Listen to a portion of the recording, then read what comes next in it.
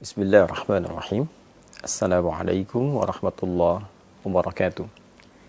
Alhamdulillahi rabbil alamin. Wassalatu wassalamu ala rasulillahil karim wa ala alihi wa sahbihi ajma'in wa ba'd. Saudara-saudariku, kita sangat bersyukur pada Allah Subhanahu wa ta'ala diberikan kesempatan untuk mengoptimalkan ibadah di bulan Ramadan. Tentu kita berharap seluruh rangkaian ibadah yang telah ditunaikan berkenan diterima oleh Allah Subhanahu wa ta'ala dengan penerimaan terbaik, insya Allah. Semoga Allah mengampuni seluruh dosa-dosa kita, memaafkan kesalahan kita, mengabulkan doa-doa kita, dan menaikkan derajat kita dari sekedar hamba Allah yang beriman menjadi hamba Allah yang bertakwa. Saudara-saudariku, alhamdulillah setelah kita menuntaskan siam Ramadan, kita memasuki bulan baru di tanggal yang baru dan tentunya dengan rangkaian-rangkaian ibadah sunnah khususnya yang menyertai dan tidak ditemukan di waktu-waktu yang lain. Syawal adalah bulan spesial saat hari pertamanya selain melepaskan kita dengan rangkaian ibadah Ramadan, juga menghadirkan rangkaian ibadah sunnah-sunnah yang hanya ditunaikan di waktu itu saja. Mulai dari sholat Idul Fitri di hari yang pertama, memperbanyak takbir, membangun dan mengeratkan silaturahim, dan disusul pada hari-hari berikutnya dengan menu-menu sunnah yang tentu melahirkan keistimewaan yang tidak sama dengan waktu-waktu lainnya. Alhamdulillah, ada satu informasi penting yang disampaikan oleh sahabat Abu Ayyub Al-Ansari radhiyallahu ta'ala anhu, yang informasi ini dirangkum oleh Imam Muslim rahimahullah dalam kitab beliau Sahih Muslim nomor hadis 1164. Informasi ini bersambung hingga ke Rasulullah SAW saat beliau bersabda, "Man shama Ramadana wa atba'ahu sittan bin Syawal faka'annama yasumud dahra." Siapapun yang menunaikan puasa Ramadan. Ingat, puasanya dirangkaikan dengan apa? Ramadan. Man shama Ramadana. Siapapun yang menunaikan puasa Ramadan. Thumma atba'ahu sittan bin Syawal. Lalu diikuti dengan menunaikan puasa sunnah di bulan Syawal sebanyak 6 hari. Nah, 6 hari ini bisa dilakukan berturut-turut. Misal, Anda memulai, misalnya ada yang bahkan sudah di hari ini, di hari Senin. Ada yang memulai di hari Selasa atau Rabu misalnya. Silahkan. Bisa dilakukan berturut-turut. Kalau Anda mulai di hari Senin, saat ini sudah dilakukan misalnya, alhamdulillah, maka Senin, Selasa, Rabu, Kamis, Jumat, Sabtu. Ada yang melakukan di hari Selasa misalnya, ya, bisa Anda lakukan di Selasa, Rabu, Kamis, Jumat, Sabtu, Ahad. Ini yang berturut-turut. Tapi kalau Anda pun menginginkan waktunya terpisah karena ada kegiatan-kegiatan lain yang tidak bisa ditinggalkan, misalnya membangun silaturahim, ada acara halal bihalal yang mempertemukan banyak kalangan untuk mengeratkan kembali silaturahim, membangun ibadah sosial yang tingkatannya juga cukup tinggi, maka boleh dijeda yang kemudian Anda bisa dilakukan misalnya kesempurnaannya sampai bahkan terbentang di akhir Syawal. Jadi jika Anda memulai misal di tanggal yang ketiga, maka 3, 4, 5.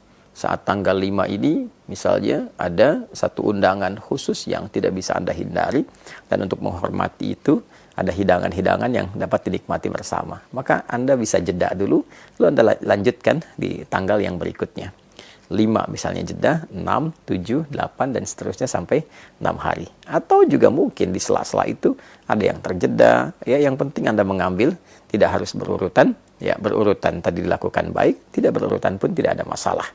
6 hari itu. Jika bisa dilakukan, maka faka'annama yasumu ad-dahra. Maka seakan-akan orang yang menyempurnakan puasa Ramadan ditambah dengan 6 hari di bulan Syawal itu faka'annama yasumud dahra, seakan-akan dia menyempurnakan puasa sepanjang tahun.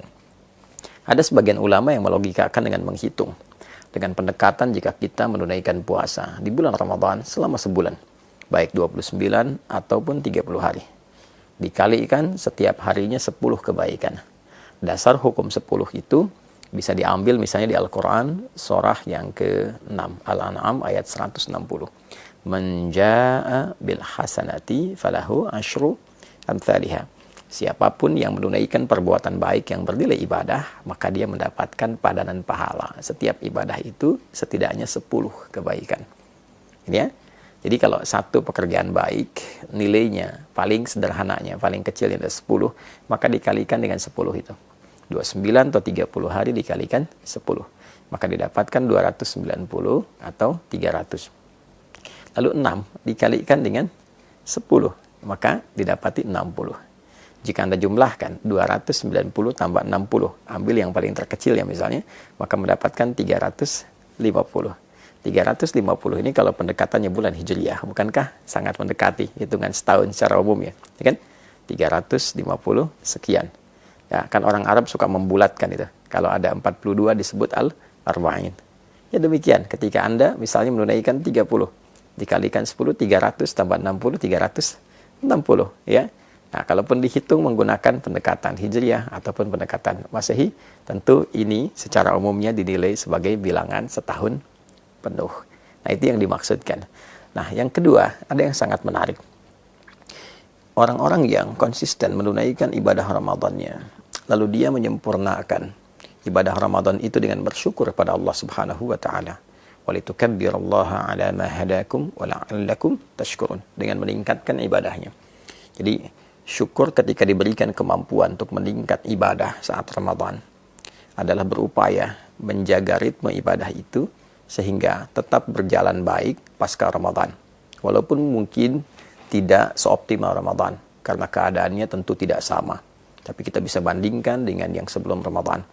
Jika sebelum Ramadan mengajinya hanya 3 ayat, maka pasca Ramadan, misal, kita dapati 1 halaman, kita dapati 1 lembar. Lalu itu terjaga. Lalu ditunjukkan juga dengan kita berkomitmen meningkatkan ibadah seperti puasanya. Dan diawali dengan puasa apa? Sunnah. Di bulan apa? Syawal. Nah, itu yang mahal. Itu yang mahal. Jadi, poinnya adalah ketika kita mampu mensyukuri nikmat menunaikan ibadah Ramadan dan mampu mengaktualisasikan semua nikmat itu dengan meneruskan secara konsisten ibadah-ibadah kita dalam rangka syukur kepada Allah, itu yang diapresiasi tinggi oleh Allah Subhanahu wa taala. Sehingga nilai puasa kita bukan terbatas di Ramadan, tapi seakan-akan setiap waktu terjaga sampai ketemu Ramadan kembali. Itu esensinya.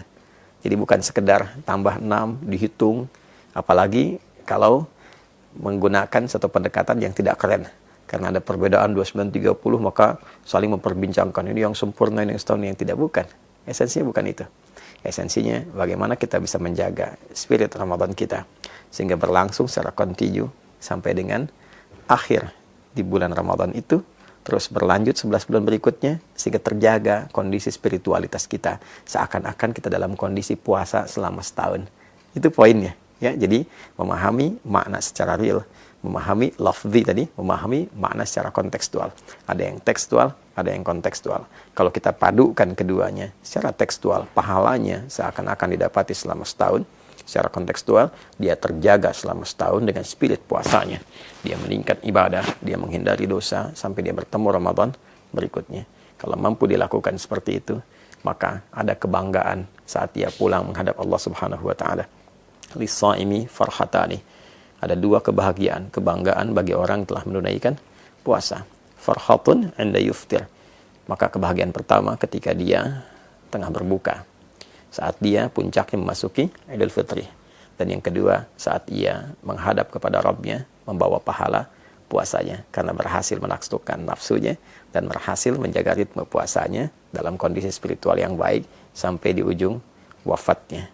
Semoga kita semua digolongkan pada golongan-golongan terbaik yang mampu menjaga ritme ibadah kita pasca Ramadan, meningkatkan kemampuan terbaik kita dalam mengabdi kepada Allah dimulai di bulan Syawal ini, dan insya Allah wafat dalam keadaan husnul khatimah. Adi Hidayat. Assalamualaikum warahmatullahi wabarakatuh.